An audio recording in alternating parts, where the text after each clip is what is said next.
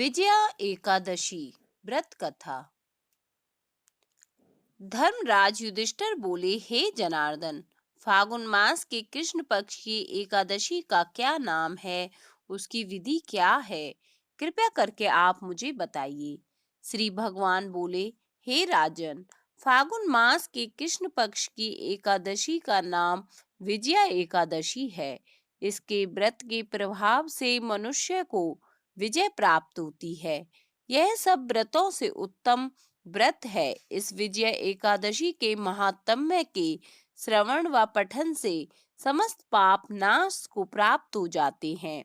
एक समय देवऋषि नारद जी ने जगत पिता ब्रह्मा जी से कहा, महाराज, आप मुझसे फागुन मास के कृष्ण पक्ष की एकादशी विधान कहिए। ब्रह्मा जी कहने लगे कि हे नारद, विजया एकादशी का व्रत पुराने तथा नए पापों को नाश करने वाला है। इस विजया एकादशी की विधि मैंने आज तक किसी से भी नहीं कही। यह समस्त मनुष्यों को विजय प्रदान करती है।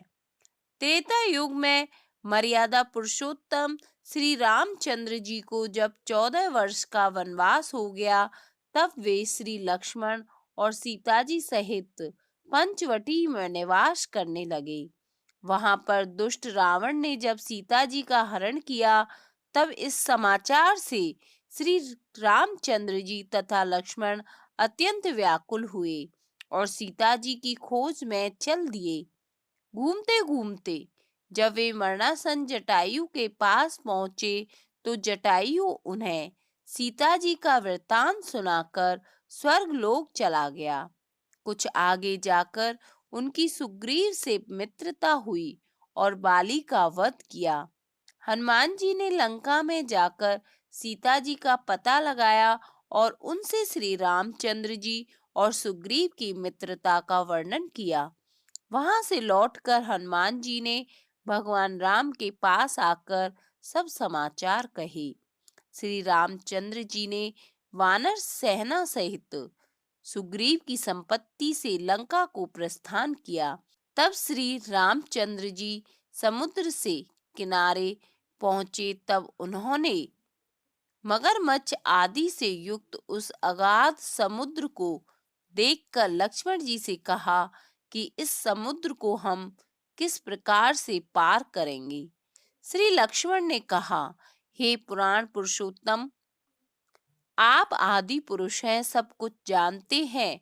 यहाँ से आधा योजन दूर पर कुमारी द्वीप में वकादालव्य नाम के मुनि रहते हैं।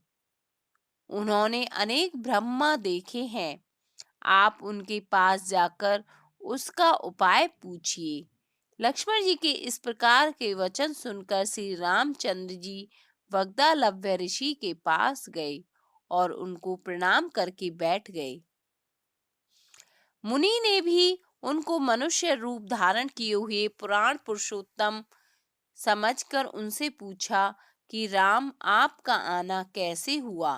रामचंद्र जी कहने लगे कि हे ऋषि, मैं अपनी सेना सहित यहाँ आया हूँ और राक्षसों को जीतने के लिए लंका जा रहा हूँ।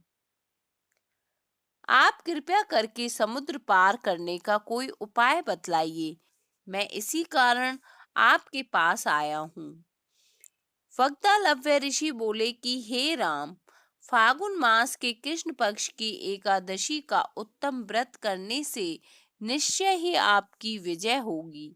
साथ ही आप समुद्र भी अवश्य पार कर लेंगे।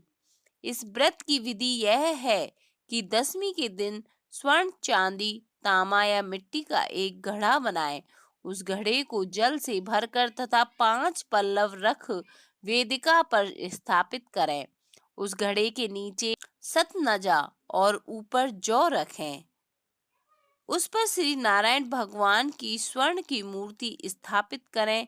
एकादशी के दिन स्नान आदि से निवृत्त होकर धूप, दीप, नैवेद्य, नारियल आदि से भगवान की पूजा करें। तत्पश्चात घड़े के सामने बैठकर दिन व्यतीत करें और रात्रि को भी उसी प्रकार बैठे रहकर जागरण करें। द्वादशी के दिन नित्य नियम से निवृत्त होकर उस घड़े को ब्राह्मण को दे दें। हे राम, यदि तुम भी इस व्रत को सेनापतियों सहित करोगे तो तुम्हारी विजय अवश्य होगी। श्री रामचंद्र जी ने ऋषि के कथन अनुसार इस व्रत को किया और इसके प्रभाव से दैत्यों पर विजय पाई। अतः हे राजन, जो कोई मनुष्य विधि पूर्वक इस व्रत को करेगा, दोनों लोकों में उसकी अवश्य विजय होगी। श्री ब्रह्मा जी ने नारद जी से कहा था कि हे पुत्र, जो कोई इस व्रत के महात्म्य को पढ़ता है या सुनता है, उसको वाजपेय यज्ञ का फल प्राप्त होता है।